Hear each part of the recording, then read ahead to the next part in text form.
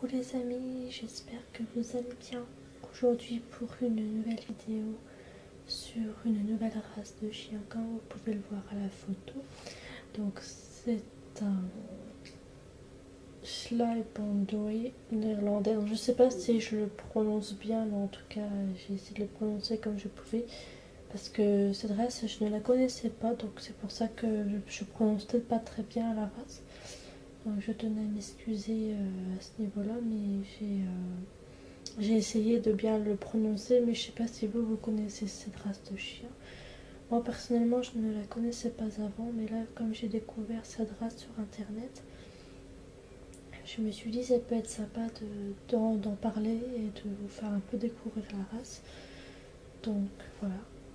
Donc c'est un très beau chien de berger également. C'est un chien de berger tout simplement. Je le trouve très beau, ça va. Bon, après, c'est vrai qu'on voit à peine ses petits yeux, hein. On voit pas trop parce que avec son poil qui passe par-dessus les yeux, du coup, on a du mal à voir ses yeux. Donc, après, c'est vrai qu'avec ces chiens-là, ou même avec d'autres races hein, de ce style de chien-là, parce qu'il n'y a pas que ce chien-là qui a des poils devant les yeux, il y a aussi d'autres races de chiens où c'est un peu comme ça aussi. Mais après, il suffit juste de prendre une petite couette, vous savez, les élastiques, et puis vous mettez ça au chien, comme ça vous pouvez voir ses yeux, mais après ça dépend. Effectivement, ça dépend si vous préférez comme ça, ou si vous préférez mettre une petite élastique pour accrocher les poils de votre chien, pour qu'on voit mieux ses yeux. Après, je sais que ça se pourrait, on peut faire ça à un chien, mais après ça dépend de chacun aussi. Hein. Donc voilà, peut-être qu'il y en a qui préfèrent que ce soit coupé. Ça dépend des gens, de certaines personnes, mais moi personnellement j'aurais laissé comme ça, ou alors au pire j'aurais peut-être fait une petite couette avec le chien de une je crois au pire, enfin une petite, voilà, je l'aurais accroché un peu je vais dire les cheveux, euh, enfin accrocher un peu plus les poils du chien quoi, peut-être pour qu'on puisse voir ses yeux, mais bon après ça dépend de chaque personne, du coup. Donc là, on va parler principalement du chien, un chien de berger, comme je vous l'ai dit. Hein, c'est un très beau chien de berger. Donc, moi, je dis personnellement, tous les chiens de berger, ils sont tous très beaux, que ce soit les chiens de berger ou d'autres races de chiens, d'autres types de chiens, on va dire. Ils sont tous très beaux, les chiens en général, quand même. Donc là, on va parler de club de race du chien. Dans son club de race, c'est Association des bergers néerlandais de France. Voilà, ça c'est son club de race. Donc c'est vrai que c'est très intéressant parce que vous voyez que c'est une association quand même des bergers néerlandais de France. Donc c'est-à-dire que c'est en France que ça se passe en fait. Donc voilà. Donc maintenant on va parler un peu de sa description générale un petit peu de cette race du coup. Donc c'est parti. Le Schlappandoé est un chien léger dans sa construction qui mesure entre 40 à 50 cm au garrot.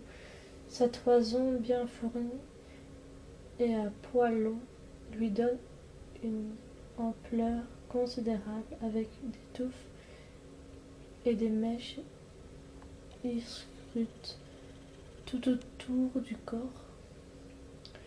Toutes les nuances sont admises pour sa robe, mais un gris-bleu tirant vers le noir est plus recherché. Il est gai, gentil et déborde de vitalité. Chien de berger, il a une prédisposition pour le saut. Son indépendance et son intelligence naturelle lui permettent de prendre des initiatives dans son travail. C'est le chien de toute la famille, doté d'une grande facilité d'adaptation, calme et aboyant peu.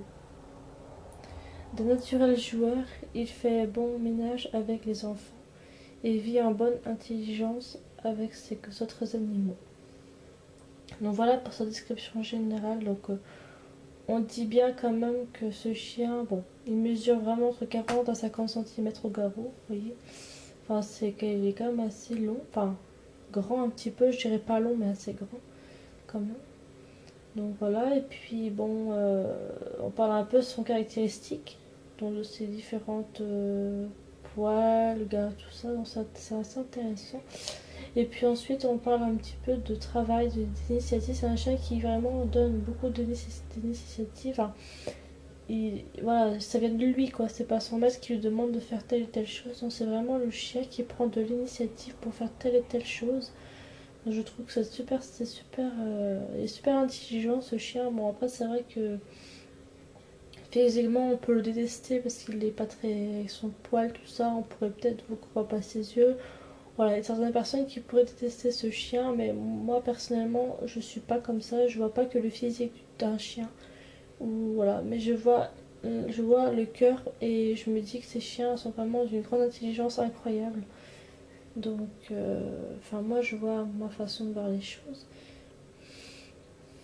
Et puis, en plus, est doté d'une. C'est un chien pour toute la famille, en fait. Et puis, il aboie pas beaucoup, ou très peu. Il est très joueur aussi. Il fait bon ménage également avec les enfants, il adore les enfants et vivre avec eux. Puis, il est très vigilant et intelligent, enfin, il est très intelligent aussi. Enfin, il fait très attention aussi aux autres animaux qui sont aussi dans votre maison, ça dépend. Mais en tout cas, ce chien, il est très. Il fait attention, vous voyez, il respecte chaque être vivant dans la maison. Et que ce soit animaux, humains, enfants, enfin tout ce que vous voulez. Ce chien, il est vraiment très, très, très. On va dire. Très vigilant aussi également. Avec les autres animaux ou enfants, ou ça dépend. Il est très protecteur, j'imagine aussi. Après, ce protecteur, on n'a pas trop en parlé tout à l'heure du protecteur, mais peut-être qu'il est très protecteur. On va en parler juste après, je pense. Voilà. Donc maintenant, on va parler de son historique, de son histoire un petit peu au chien. À la fin du siècle dernier, le Schlabandoi se rencontrait aux Pays-Bas, contrée de bruyères et de troupeaux de moutons. À la Seconde Guerre mondiale, PMC Toepel parvient à susciter un regain d'intérêt pour cette race pratiquement disparue. Le Schlabandoi appartient au groupe des chiens de berger à poils longs, résultat de mutation des chiens de type montagne du plus grand gabarit. Donc voilà pour son historique qui était assez intéressant quand même, je trouvais, du coup. Donc voilà un petit peu pour son historique que j'ai trouvé assez intéressant pour ma part. Voilà. Donc on va parler de son comportement un petit peu au chien qui doit avoir un comportement assez... vous allez voir, je vais vous expliquer tout ça. Sa capacité d'assimilation est remarquable. Excellent chien de berger, le Schlapondoi saura également être un A de l'agility ou le parfait compagnon qui partage votre vie de famille. Il doit être endurant. Son éducation ne se fera jamais avec brutalité, mais toujours en douceur, en encourageant les bonnes actions par la récompense. Donc voilà pour son comportement que j'ai trouvé vachement intéressant aussi également. Donc voilà, on dit bien quand même qu'il ne faut pas être brutal avec ce chien. Quand même, il faut que ce soit fait avec douceur toujours. Et l'encourager pour des bonnes actions et la récompense, toujours une friandise en cas de récompense quand vous éduquez votre chien quand même. Il faut toujours un minimum, quand même, c'est normal. Donc voilà. Et c'est un excellent chien en même temps de berger, on le dit bien aussi, c'est un excellent chien de berger. Et il peut aussi pratiquer l'agility également, il peut aussi le faire, ça aussi l'agility. Parfait compagnon qui partage votre vie de famille, donc ça aussi partage bien la vie de famille aussi. Donc voilà. Et il doit être très endurant également aussi quand même. Et voilà, un petit peu pour son comportement que j'ai trouvé très intéressant. Donc maintenant on va parler de vivre en ville. Alors ça peut être aussi intéressant de parler de vivre en ville parce que ça peut être aussi effectivement intéressant. Donc on va en parler maintenant. De par son caractère, le Schlabandoi, chien des Highlands néerlandaises, s'adapte très bien à la vie des villes Il sera pleinement épanoui si vous lui consacrez du temps chaque jour. Une grande promenade à la campagne de temps à autre lui sera salutaire. Donc voilà, donc c'est vrai que ce chien il peut effectivement vivre en ville. Bon, enfin, on dit pas vraiment qu'il peut être en appartement, ça c'est pas, ça n'a pas été prescrit. Enfin, je l'ai pas dit en fait.